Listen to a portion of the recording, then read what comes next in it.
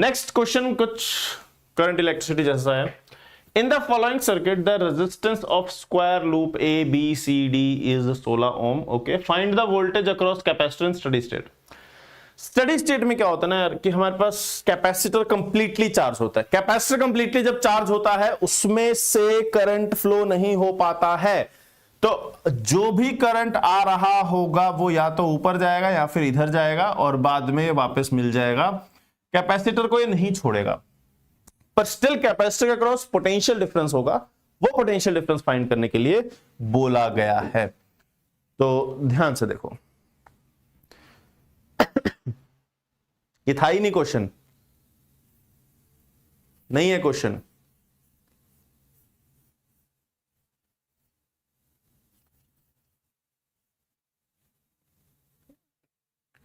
अच्छा, जैसे इसने एग्जाम दिया था क्वेश्चन ही नहीं था, नहीं था ये क्वेश्चन, छोड़ दिया जाए, मार दिया जाए या छोड़ दिया जाए। आधे कह रहे हैं है, आधे कह रहे नहीं है। भाई जो कह रहे हैं क्वेश्चन नहीं है वो एक बार सोच लो। मतलब तो पेपर वाला क्वेश्चन भी नहीं है कि तुम पेपर 2 चिपके रह गए और पलट दिया तुमने। नहीं था, नहीं था, नहीं था। चलो ठीक है, एक काम करते हैं, सॉल्व कर लेते हैं। तुम्हारा ही भला है ना। अभी कौन सा मेंस खत्म हो गया, अभी अगला मेंस है। क्वेश्चन है स्टडी स्टेट में, तो क्या करना है ध्यान से सुन लो। अगर ऐसा क्वेश्चन आता है, what you have to do is, इसने कहा है अपने पास कि the following circuit of the resistance ABCD of loop 16 Om.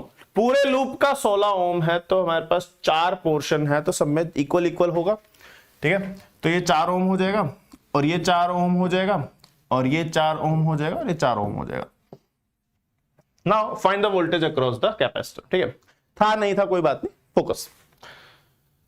Current जब इसमें जाएगा, ये 4 और ये 4 हमारे पास सीरीज में है और उसके साथ ये 4 पैरेलल में है, तो 4 4 8 4 12।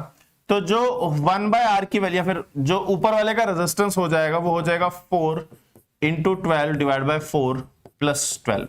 तो नीचे 16 लिखा होगा, 4 4 16 हो जाएगा, 4 3 12 हो जाएगा। तो हमारे पास ऊपर वाले का कॉम्बिनेशन 3 ओम के बराबर है, ये 3 है। अगर उसमें एक और मिला दे हम, तो जो R इक्विवेलेंट आ जाएगा हमारे पास आ जाएगा 3 + 1 that is equals to 4 Om.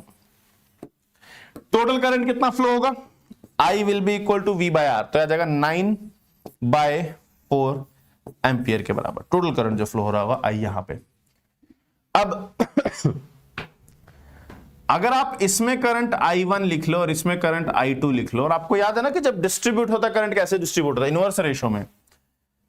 I1 is equals to R2 divided by R1 plus R2 into I, inverse ratio में। और I2 is equals to R1 divide by R1 plus R2 into I। ठीक है, और ये आता कहां से, simple सा होता है कि हमारे पास I1 R1 is equals to I2 R2 होता है और I1 प्लस I2 हमारे पास I होता है। ये दो इक्वेशंस को, इसमें अगर आप रेशियो निकाल के कंपोनेंट डिविडेंड लगाते हो तो ये आ जाता है अपने पास, सिंपल सा।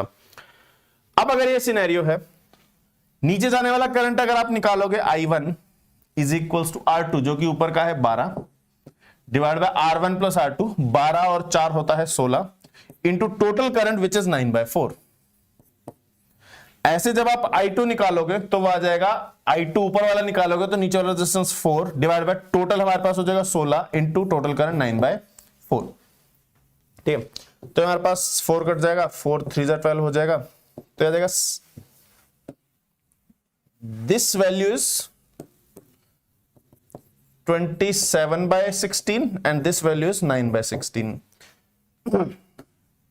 अब क्या बचा, हमें कैपेसिटर मतलब इस A और इस B पॉइंट के अक्रॉस पोटेंशियल डिफरेंस निकालना है। तो ये 4 और ये 4 जो ये 8 ओम है, जितना पोटेंशियल डिफरेंस इसके अक्रॉस होगा उतना ही पोटेंशियल डिफरेंस कैपेसिटर के अक्रॉस होगा।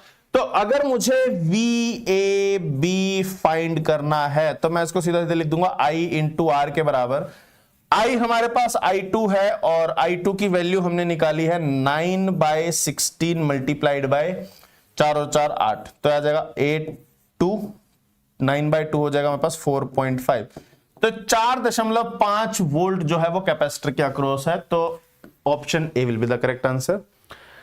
अगर वो इसी में बेटा चार्ज पूछ लेता है, ध्यान से सुन लो, जरूरत की चीजें हैं, कभी कभी मिल जाती है, गलती से।